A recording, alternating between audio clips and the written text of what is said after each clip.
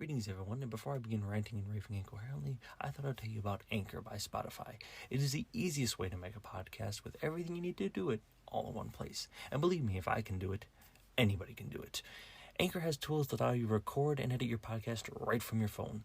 And when you host through Anchor, you can distribute your podcast through listening platforms like Spotify and Apple Podcasts, and even more. It has everything you need to make a podcast all in one place. And best of all, it's free. That's right, Anchor is free, and who does not like free? So if you're interested or you want to make your podcast today, download the Anchor app or go to anchor.fm to get started. That is the Anchor app or anchor.fm to get started.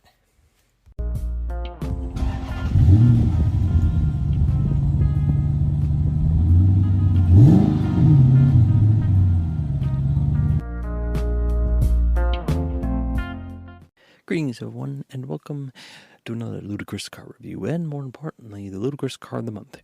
That's right, we're approaching the end of the month and going into October. It's, for me at least, it's getting to get cold around where I'm at. Unfortunately, that means sooner or later, well, let's just say both my new cars will have to go in storage. Yep, my Daytona and that's probably going to have to head in there, as well as my Firebird eventually at some point. But, well, that aside, we have more important things to get through today. More importantly, the Ludicrous car of the month, as I just mentioned. So, let's just say I had a lot of thought put into this one, because I decided I was going to pick something hideous, let's just say. Let's just say the last few crazy cars have been, well, rather monotone. Basically, I've covered things like Firebirds and normal cars, just covering the history of them. And that's fine and dandy, but the problem is, well, let's just say they're not exactly crazy now, are they? So I decided to pick a car that is pretty much legendary for being so damn hideous that it literally put an entire company practically out of business. Now, I get it wasn't single-handedly the reason, and this certain company was floundering quite a ways before that. But that being said, it certainly did not help to revive the company, that's for darn sure. Now, there have been a cacophony of hideous cars in the past, like Yugos and Gremlins, and more famously the Pacer and that. But this car, well, more recently I should say, the Juke, is probably the hideous car made recent to memory. But that being said, there was a car just before the Juke that definitely took the place as being one of the most hideous cars ever made. And if you ever look at the worst cars ever built, it definitely always takes a spot somewhere on this list. Because by far, it was the most disappointing pile of junk ever produced any car known to man. It looked hideous, performed like crap, and while comfort was, I guess, somewhat optimal, it had about as much body roll to knock over a skyscraper. If you do not know what I'm talking about, it's from a certain Pontiac brand, and now I'm sure you have an idea. Today we're going to be discussing the Pontiac Aztek, the car that sank Pontiac.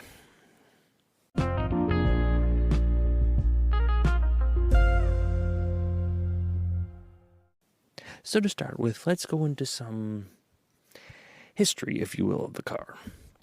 Now, I guess I should probably go, though, first before I get into history of the car, because let's face it, it's rather abysmal. The fact is that, well, I wanted to avoid discussing the looks of the car, but let's get that out of the way first, because let's face it, the car is something special to look at. Let us just say that. So the Pontiac Aztek is, well, the most Frankensteinish vehicle I think that's been rolled out in the assembly line.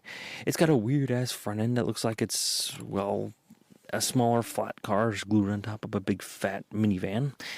The side of the car is, well, about you'd expected. Half of it is literally built out of plastic, and the rest of the car looks like it's a mixture between a sedan and a stretched out minivan. And the back end looks like it was supposed to be a car, but then realized it was too long and decided to chop half its ass off. That's right, people, it is just hideous. There's no other way to describe it. So to start with the front end. The front end has something rather peculiar going on, because it almost looks like they forgot there was two cars, or they were designing two cars and decided to mush the two together. Due to its weird design, it has a sort of a weird front end where the hood comes over, it has two baby headlights next to it and a very small grille opening. And then this car splits in half in a very large grille in the middle, and then goes down to a larger grille down below, which has two very large headlights next to it, making you think that this would be where the hood opens. But not quite. It opens up down but that one, which I don't get it. It has this weird four grille thing going on, which I get they were trying to stick with their egg crate design, which made Pontiac famous, but by God, this looks hideous. Honestly, there's not much to say about the front end. It looks like it's supposed to be a crossover, but then it turns into a minivan, then turns into a car, then realizes it's neither, and it turns into nothing. This front end is by far one of the ugliest front ends I think I've ever seen, other than maybe the Juke. It definitely puts up a stiff competition for it, that's for damn sure.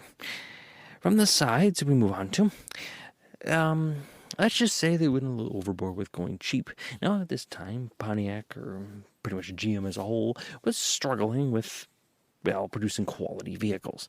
Now, they did have some gems coming out to try to salvage this. Things like my family's old Yukon, for example, was produced around this time, and it was a good workhorse and definitely stood up for a while. But let's face facts here, pretty much 90% of the other cars were like this, plastic piles of junk. That's right, half the cars was plastic, and even said so in the first model year. The thing was literally just a black bottom underneath the car. Later on, they would simply just paint this, but it would not change the fact that the entire bottom half of the car was plastic. I guess in the end, the one advantage to it was you didn't have to worry about GM's signature rust belt around your car, that's for dang sure. And from the top end, it looks rather mundane, at least until you get to the rear end of the car and realize it has a weird-ass C-pillar that almost makes absolutely no bloody sense. It curves down the car in a weird shape that just looks awkward as hell, including to the fact that it kind of doesn't slope down. It just sort of reaches the end of the car, and then it just stops. It's like, well, that's the end of our design. And then it just drew a straight line down. That's it. No body lines, no contours, no indication that you were moving it. Just boxing down the front. And another weird quirk on the side of the car is the fact that there is no lid on the gas tank. No, it just sits out there in the open, just for no reason whatsoever, just too lazy to put a gas cap on the car, and just reasons beyond me. I guess streamline it? Nah. Save money where you can. Save that $10 gas lid and save the company, I guess. Anyways, going to the rear of the car, this is where something gets certainly special. The interior of this car is, back into this car as well, a car, I guess is the only way to say it. It's just a big box in the front end. They just chopped off the rear end of the car, and that was that. Nothing special, nothing interesting, just chopped off the back. Pretty much what it was. It's got this weird kind of wing, I guess, in the middle of it that I guess is supposed to look cool. It reaches on the top part of where the car cuts its butt off, but, there it is. It's got the weird slope roof line where it looks like it's supposed to go down. I don't know what it's supposed to be. It almost looks like the car should be dropped another 5 feet and made into a sedan, but it just makes a weird look. Looking from the top view, there's a lot of glass on the top of the roof. I guess I was supposed to look sporty and stylish and futuristic, but yeah. Overall, the car just looks, to plainly put it, hideous. There were some quirky features in the car, I guess, that did make it interesting. Now, mind you, they were trying to sell this to the younger, outdoorsy crowd. Yeah, don't ask me why. The car was not built for that in the slightest. Now, I'll get into the power numbers in a bit. But anyways, it had an interesting feature upon which you could fold the back end out, and it had seats on the bottom folding part where you had cup holders and 2 cutouts for a seat on your back tailgate. I guess they thought people would be sitting out there and, I don't know, enjoying the great outdoors, but it even had an option for a radio in the back section where you could control your radio dials from the back there. Again, I'm not quite sure who they thought would be using it for that purpose. I guess it's kind of cool, I guess, if you're tailgating, but I mean, I don't know, the purpose, just beyond me. Another quirky feature of this thing is the center console of this car. I haven't gotten to the interior yet, but I want to get this out of the way. But the interior of the car actually had a pretty apparently decent cooler in the side that actually fit quite a few bottles of water, or maybe a couple of cans of soda, and actually kept it pretty damn cold, apparently. This is kind of the only positive feature I can think in this car. Kind of cool. Got a center console that pops out, and you can walk around with a cooler. Honestly, it's the only redeeming feature in this piece of shit. Anyways, pardon my French. The fact is that the car was just terrible. And this is funny coming from Tom Peters, the man who would later end up designing the Chevrolet Corvette C7. A pretty damn good-looking car, personally.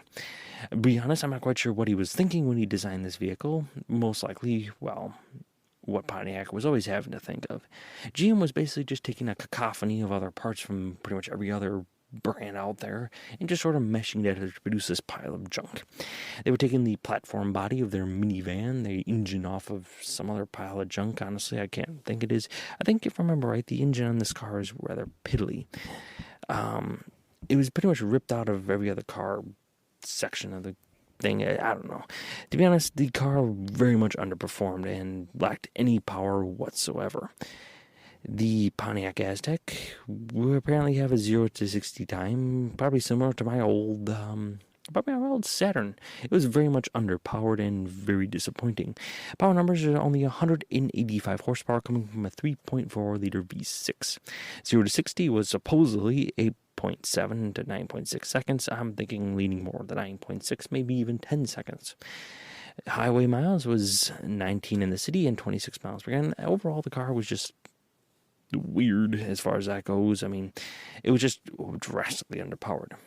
And getting into the interior, let's just say it does not improve at all.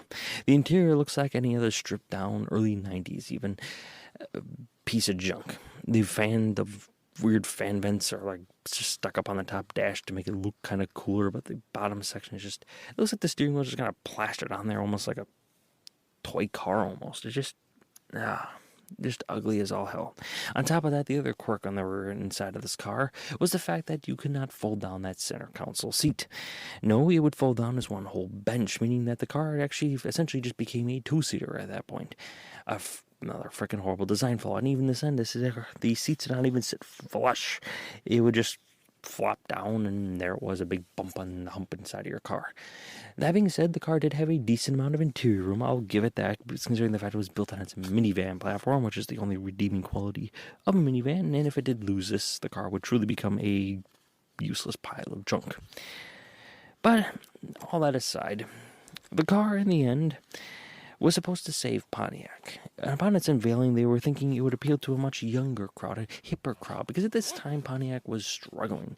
I mean, GM in general was not going through a good phase. Not that GM has gone through a good phase in like 30 years, but overall, the car's brand, especially Pontiac, was struggling, and obviously, as we all know, would later end up getting axed. The fact is that Pontiac was struggling with pretty much everything. Their Firebirds were pretty much dying off at this point, and other than a couple other odds and end cars like Bonnevilles and such, they didn't really have much else to offer people, and people weren't buying them. Pontiac had long since been stripped of its muscle car heritage and was pretty much going for quirks at this time. Every car they pretty much made had at least some kind of quirky aspect to it to try to get people to buy them, because let's just face it, most of them are just rebadged or rebranded Chevy options from other cars. For example, like for the Firebird, the famous Firebird, while it had always been partially a Camaro on the inside, it pretty much is just a slightly restyled, body-lined Camaro. It didn't offer any special engine options or anything really that unique. So overall, like I said, Pontiac was struggling, and this was their real attempt to try to offer something more to the market. Make it realize to GM that it was not more than just, wasted space. Unfortunately, this would not be the case, and is probably attributed to one of the major aspects as to why Pontiac, in the end, would end up dying, along with several other brands of General Motors. So to start with, there were a few options in this car as well that I forgot to mention.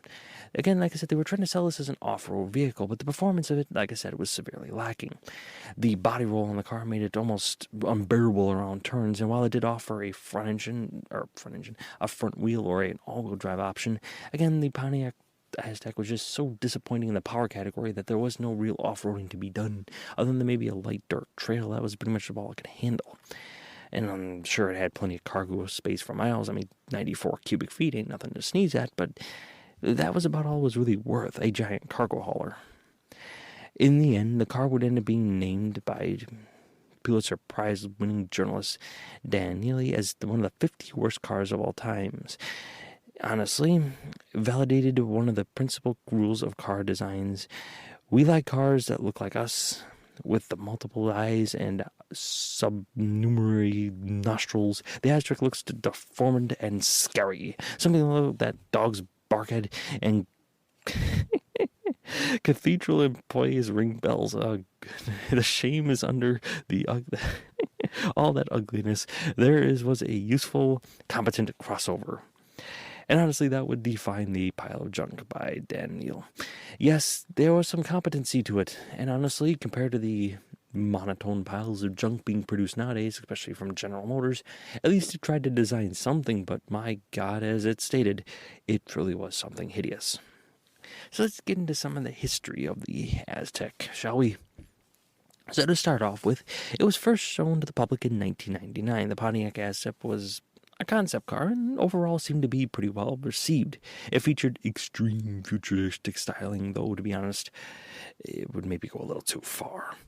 It tried to appeal to the Gen X buyer demographic that seemed to be a bit more outdoorsy, a little bit more utilitarian, but let's just say it would fail in all these categories. In the end, the Aztek would end up going on sale in the summer of 2000 as a 2021 model. The production edition of the Aztek was launched with the tagline, "Quite possibly the most versatile vehicle on the planet." Might be selling yourself a little high there, my friends. Just a wee bit. So overall, the car apparently didn't sell too bad to start with, but there were some issues, let's just say, to start. Ultimately, the Aztek was ended up being criticized for styling, no surprise. Mickey Cowles described the Aztek as having awkwardly empty and square front wheels and wheel wells, and gratuitous, fierce, animalistic snout, which may have been what prompted GM executive Bob Lutz to famously say that many of the company's products looked like angry kitchen appliances. A pretty accurate description, I would say, my friend. The fact is that the Aztek was struggling right out the gate. The car was pretty much known as being, well, hideous. And the fact that the wheels on the first edition, as well as the ugly black plastic, was a weird front-ass spoke design with only 3 spokes on the wheels, that looked hideous as hell as well. From the tires to the whole body lines, just to the plastic on the vehicle, it just was not going well at all. Well, like I said, there were some notable features in the car. The honestly fact of the matter is that the car was pretty much lacking in everything. Sales for the 20,000 model year was only totaling 11,000 units. A big disappointment for them, and 2001 would see a bit of a jump and would remain around 27,000 units, all the way up until about 2004 when it dropped 20,000. And this is where shit began to hit the fan. But Aztek had pretty much been struggling. 27,000 units is not nearly enough for a crossover attempting to revive a car brand. In fact, it was pretty much a massive disappointment and would struggle kind of to make its own money back. By 2005, they had dropped to 5,000 units. In 2006, they only produced a whopping 347. By 2007, the car, being axed, only sold about 69 units. Overall, the reception was terrible. GM forecasted sales of 75 units per year and needed to produce 30,000 annually to break even. But in the end, they would not even crack that number, only reaching about a maximum of 27,793 units in 2002. Pretty much, they couldn't even break even on the vehicle. It was struggling, and to be honest, didn't really stand much of a chance to anybody else. In the Gen X audience, the people they were gearing everything for didn't like it at all. Audience and price significantly higher than other competitors. After the 2021 model years, the GT model was dropped completely and pricing was slashed, but it still did not help. While it did boost sales a bit, it still could not crack that 30,000 unit number, and in the end would struggle throughout the entire existence. The car was in a few different shows overall, nothing really special. A Dark Angel apparently was featured in one, but to be honest, it would only see its peak in 2008, and it would begin to get into kind of a cumulative cult following because of this. In 2008, it was featured in the show Breaking Bad. Apparently, it was it kind of fit the character and the mood it was kind of driving into the scene. It was pretty bad, honestly, and it kind of fit the character. And Aztecs, while being piles of junk, have began to see some sort of revival lately. I know it is terrible. And they did attempt to cross this thing over to try to appeal to more audience, producing the Buick Rendezvous, which looked better but was still a steaming pile of junk. The fact remains that in the end, Aztek would be cut in its final model year.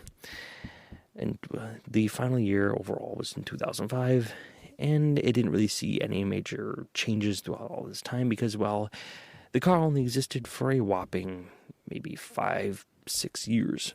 Not nearly enough to condone pretty much anything. So overall, in the end, the Aztek goes down in history as being one of the ugliest, most useless, and in the end, probably one of the most terrible cars ever built. And in the end, this would probably also ruin Pontiac's reputation entirely and flush what little hope they had for a future down the tubes with it. They hope to stake this thing as 75,000 units a year to boost Pontiac sales and bring them into the next millennia and hopefully keep the company afloat. But in the end, this abysmal performance, along with its other lacking sales categories, would mean that later on in 2008 and 9, they would end up being cut from Pontiac's lineup entirely. In the end, it is known as one of the cars that sank an entire car brand and would be left up to a few handful of people to try to revive it. Like I said, they are trying to bring this thing back into the hip. And while the car does have some interesting features, including like blow-up beds that can fit inside and weird tent features and the cooler and all that, overall the car is still a Pontiac Aztek, and is still one of the ugliest piles of junk ever to roll off an assembly line. Only competing with that, maybe, is the Juke, or something like the Pacer. But to be honest, this is a whole new pile of junk. While the Pacer kind of has a cult following, and the Juke as well, at least one can argue maybe will look better in the future, the Aztek hasn't grown well when it started, and it certainly hasn't aged well at all. Overall, the Pontiac Aztek goes down in history as one of the worst piles of junks and biggest mistakes in automotive history. And with that out of the way, let's move on to at least a little bit of news before we hit the road, shall we? So to start off with the news, we have some big news coming out of GM. They are on loose leash. Yeah, I actually spoke well for the first 20 minutes. Now I'm falling apart. Anyways, for the first year, they have announced their 2023 Ford Super Duty. And honestly, I have conflicting feelings. While I will probably do a full video on this a little later, the fact is, just the first impressions, at least from the grill I've seen, while they have a whole suite of technology packages being offered, yeah, I think I'll do this as a review. I'll cover that whole section. But for now, the front end of the car looks a little conflicting. I'm not quite sure why it has so many bars on the front to make the thing look like is trying to compete with the General Motors in the front-end category, but nevertheless, there it is. To be honest, the car doesn't look horrible, but I don't know, it's a little disappointing. Overall, there's not really a whole lot of news to cover this. Oh, here's something interesting. BMW has announced their XM edition. No, it is not produced by Sirius.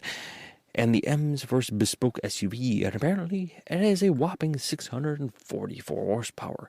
I'm beginning to like this whole thing. If we're going to be producing crummy SUVs, at least put something exciting in the darn things. Honestly, it's at least exciting to see somebody trying to do something with these things. In other words, news, the all-new Volvo EX90, the flagship SUV that they're going to be introducing, is basically introducing something I haven't seen since the 40s. They're producing, at least from the concept pictures I've seen, suicide doors. We'll see if this actually sticks around, but to be honest, I don't see it sticking. That just never does. In other important news that you might want to pay attention to if you happen to own a Kia Telluride, Sorento, Sportage, and a Hyundai Palisade. Now, Kia and these Hyundais have been struggling with certain fire risks, and there is a fire risk recall on these cars as well that I think you might all want to pay attention to. Apparently, an electrical short from the defect on the 4-pin trailer connector harness for the Kia and Hyundai CVs can catch fire even when they are off and parked, meaning basically they can just decide to suddenly burst your car into flame. These vehicles are affected in a few different cars, so if you might want to keep an eye out for any kind of returns, or if you do happen to have one of these, maybe call in and to your local Kia and or Honda dealership and make sure you don't have something that's going to perhaps light your garage on fire. You wouldn't want to get out there and discover a smoldering pile of wreck where your car should be. That's probably not a good thing at all. And more funny news from Ford. You know how there was supply shortages and that? Some thought of it was chip shortages and that, but the more interesting shortages that prevented them apparently from shipping quite a few cars was they ran out of badges. That's right, the blue oval was missing from a lot of cars, and they basically sat until they could get these blue ovals attached.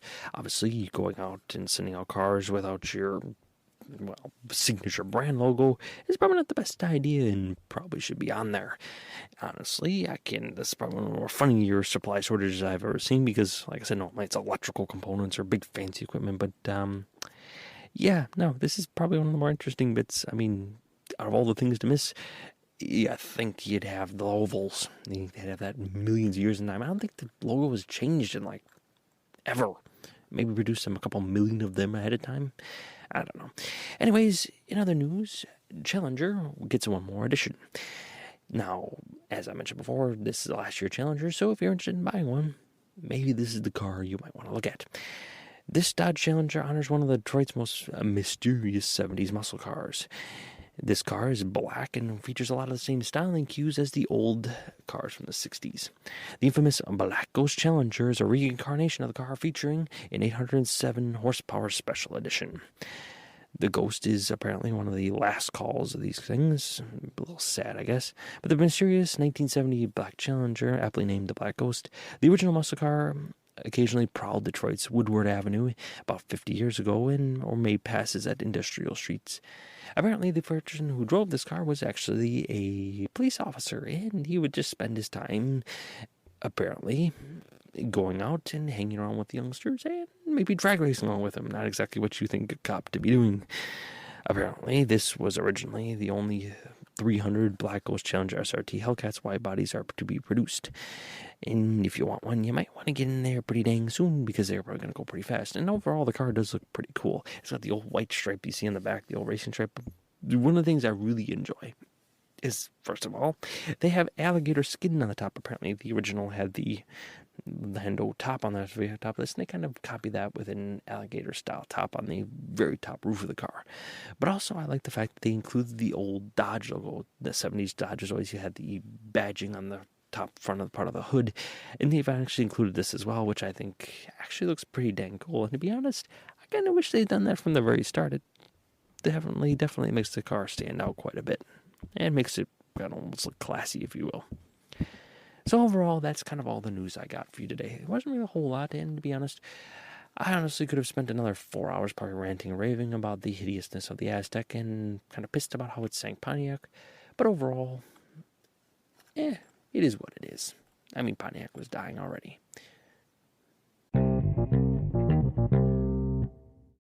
So that'll do it for today. I hope you all enjoyed today's episode, and if you are interested in a Pontiac Aztek, they're apparently only going for $3,000. But I wouldn't advise it. Let's just say you're not exactly like the cool kid pulling on the block in this pile of junk. Anyways, if you own an Aztek, I do apologize for bashing on your car. And if you don't own an Aztek, well, consider yourself lucky. Have a great day and a wonderful night, everybody. Goodbye.